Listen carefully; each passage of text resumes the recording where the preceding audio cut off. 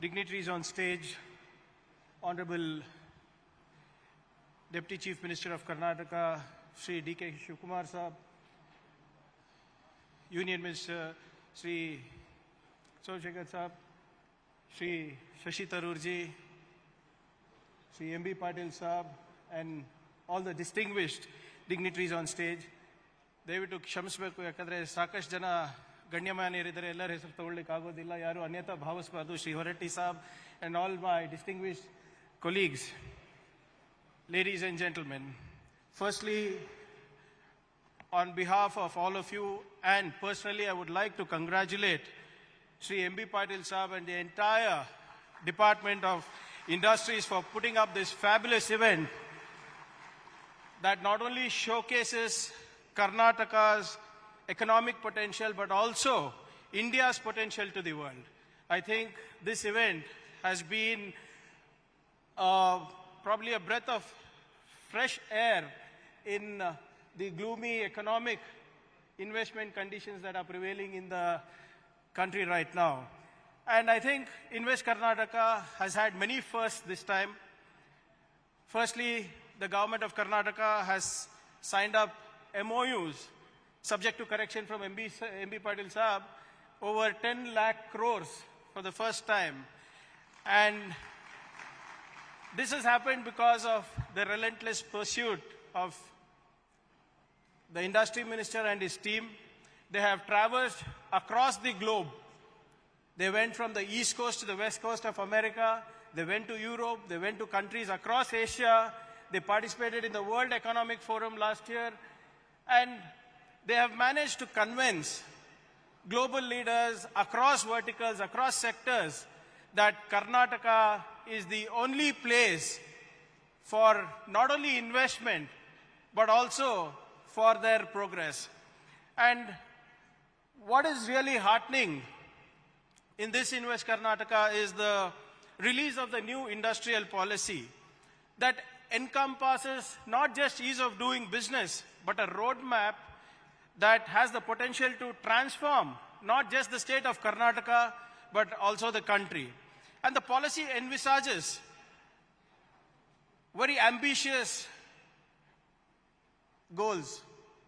We intend to generate 20 lakh jobs in the industry sector in the next 5 years.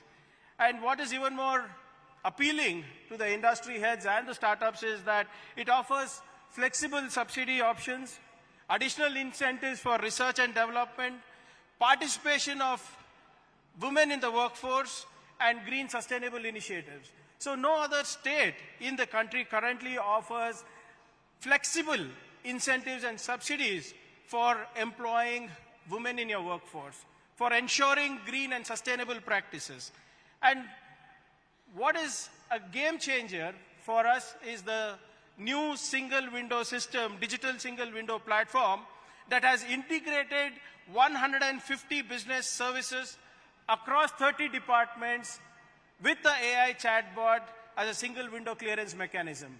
This again is one of the one of the new initiatives of Invest Karnataka, which is going to take Karnataka a long way when it comes to ease of doing business. The Invest Karnataka also has launched a clean mobility policy, which aims to attract 50,000 crore investments, a first of its kind again in this sector, and create 1 lakh jobs in the clean mobility sector. And what is more important is that Karnataka is setting the tone for how India will be progressing or how India will be positioned for the rest of the world as well. And I think today we have a very important valedictory with Venturize. We have had close to 1,000 startups participate in the Startup Challenge, which is a testament for the vibrant startup ecosystem of the country. So whether it is Skill India, whether it is Digital India, whether it is Make in India, whether it is Amrit Kal, or whether it is Vikshit Bharat, every slogan, success story starts from my state of Karnataka. You can call the slogan whatever you want, but take Karnataka out of the equation, they will just remain slogans. And a lot of people ask us Isn't Karnataka too ambitious? Of course, we are ambitious. That's how we have always been. It's not the first time. We have always created history. Our information technology policy was the first in the country. Our biotechnology policy was first in the country. Engineering, research and development policy is first in the country. ESDM policy, AVGC policy, startup policy, data center policy, electric vehicles and energy storage policy, space tech and defense policy, cybersecurity policy, and India's first global capability center policy also has come from our state of Karnataka. So our vision is very clear. In fact, MB Patil Saab and me, when we go for pitching sessions across the world, we no longer tell Bengaluru and Karnataka is an investment destination. We say we are the skill capital of the world, we are the knowledge capital of the world. And that is what has made us the fourth largest technology cluster today in the globe. And our vision is very clear. If you have noticed how Mr. MB Patil and the Department of Industry have curated the Invest Karnataka, if you look at it very closely, you will be quite surprised. Nowhere in any investment platform or whether it's Invest Maharashtra, Invest Jharkhand or Invest Tamil Nadu, any other place, you will not see the primary education minister, higher education minister, medical education minister, the IT minister, the social welfare minister, the forest minister, the law minister, everybody sitting on stage. Everybody had a very specific role to play here because we understand that only when each and every department comes together, converges together, then only investments will flow in. So today, what we have achieved here, I think, is phenomenal. And we understand, the government of Karnataka understands that in order to get investments, in order to be global leaders, we need to create a very solid pyramid of education as its foundation, top it up with skills, top it up with incubators, top it up with centers of excellence, top it up with funding, and top it up with policy making. And that's exactly what the government of Karnataka is doing with the Nipuna scheme. For the first time in India, we are having India's biggest skilling and reskilling and upskilling program called Nipuna, wherein we are spending more than 300 crores for industry level delivery of skills. It is India's biggest reskilling and upskilling program for women, for startups, and for industries together. The mantra is very clear: skill locally, work globally. So a Kannadiga who is here today will be skilled in Karnataka, will be skilled in Bengaluru, but can also work in Beijing and Boston. So that is the vision of the government of Karnataka. So to cut a long story short, we have a lot of our esteemed colleagues who are yet to speak.